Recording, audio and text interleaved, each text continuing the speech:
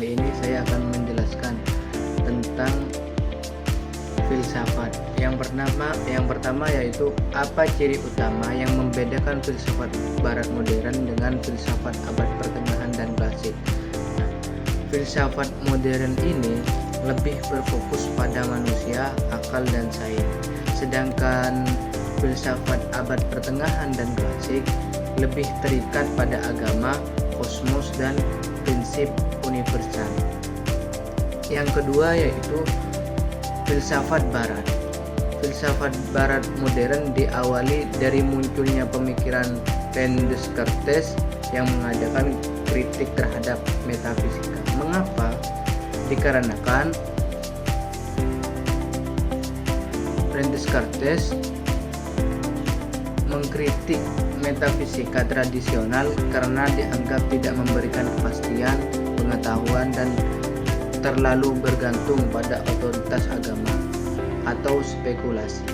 Dengan metode keraguan radikal dan penekanan pada akal, Descartes membangun fondasi baru bagi filsafat modern yang berpusat pada manusia, subjektivitas, dan sains. Inilah yang menjadikan pemikirannya sebagai titik awal filsafat barat modern. Yang selanjutnya nomor 3, jelaskan bagaimana metode positifisme dan dialektis dalam memperoleh pengetahuan. Untuk positifisme memperoleh pengetahuan melalui pengamatan empiris, metode ilmiah, dan penekanan pada objektivitas. Sedangkan dialektika memperoleh pengetahuan dengan memahami proses pertumbuhan, kontradiksi, dan hubungan dinamis dalam realitas. Kedua metode ini memiliki pendekatan yang berbeda. Positifisme lebih cocok untuk ilmu-ilmu empiris, sementara dialektika lebih relevan untuk memahami perubahan sosial dan sejarah. Yang nomor 4, dalam rangka mengukur suatu kebenaran dikenal 3 teori, yaitu korespondensi, koherensi, dan pragmatisme. Jelaskan apa yang dimaksudnya. Baik, saya akan menjelaskan.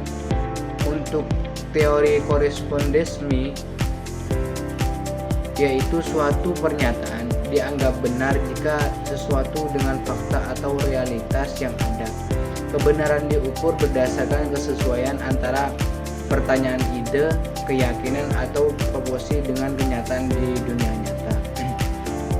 Sedangkan teori koherensi, yaitu suatu pertanyaan dianggap benar jika konsisten dan koheren dengan sistem keyakinan atau proposisi lain yang sudah diterima sebagai benar. Kebenaran diukur berdasarkan hubungan logis antara pernyataan-pernyataan. Untuk teori pragmatisme, yaitu suatu pernyataan dianggap benar jika bermanfaat secara praktis atau memiliki konsekuensi yang baik dalam kehidupan nyata. Kebenaran diukur berdasarkan kegunaan dan hasil yang dihasilkan oleh suatu keyakinan atau ide.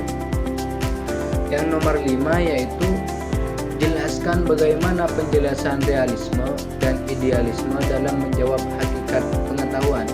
Untuk realisme, yaitu pengetahuan adalah representasi akurat dari realitas objektif yang ada secara independen dari pikiran manusia. Untuk idealisme, yaitu pengetahuan adalah konstruksi mental atau kesadaran manusia dan realitas tidak dapat dipisahkan dari pikiran. Yang nomor 6, dalam kajian ontologi dikenal aliran materialisme, idealisme, dualisme, dan pluralisme.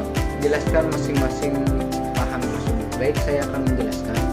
Untuk materialisme, yaitu paham yang menyatakan bahwa hanya materi yang nyata dan segala sesuatu termasuk kesadaran pikiran dan fenomena mental dapat dijelaskan melalui materi dan proses fisik. Untuk idealisme, paham yang menyatakan bahwa realitas pada dasarnya bersifat mental atau spiritual. Artinya, segala sesuatu yang ada bergantung pada pemikiran, kesadaran, atau ide. Yang selanjutnya yaitu dualisme. Dualisme ialah paham yang menyatakan bahwa realitas terdiri dari dua substansi yang berbeda dan terpisah, yaitu materi fisik dan pikiran non-fisik. Untuk pluralisme ialah paham yang menyatakan bahwa realitas terdiri dari banyak substansi atau prinsip yang berbeda, bukan hanya satu monisme atau dualisme. Yang nomor 7 yaitu jelaskan argumen materialisme dan idealisme dalam menjelaskan realitas yang sejati. Nah, baik, saya akan menjawabnya. Untuk materialisme ialah realitas sejati adalah materi dan segala sesuatu dapat dijelaskan melalui proses fisik.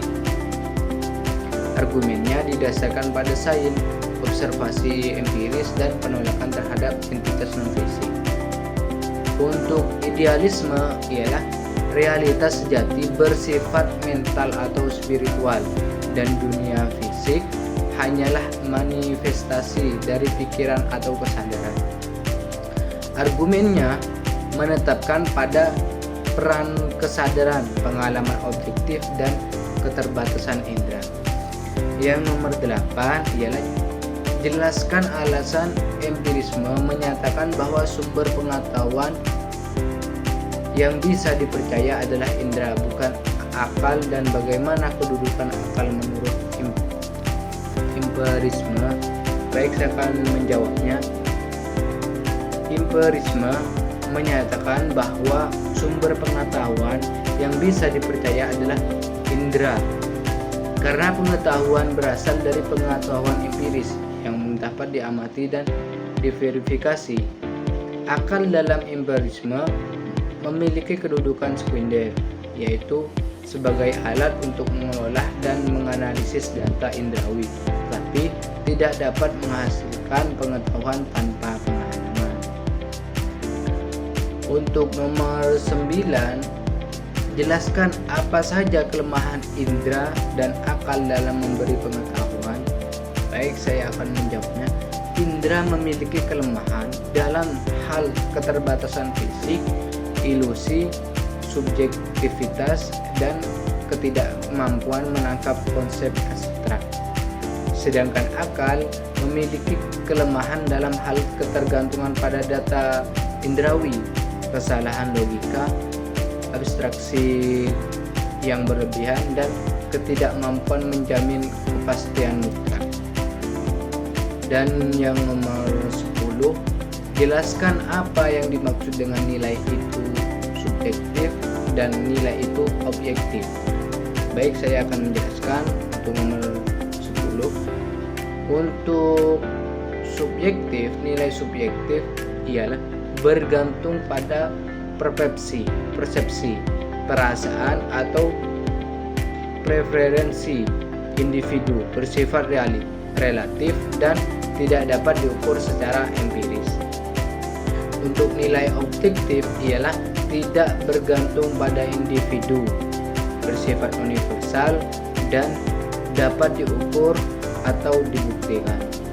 Itu saja yang saya bisa sampaikan. Jika ada salah, mohon maaf. Wabillahi taufiq wal hidayah. Assalamualaikum warahmatullahi wabarakatuh.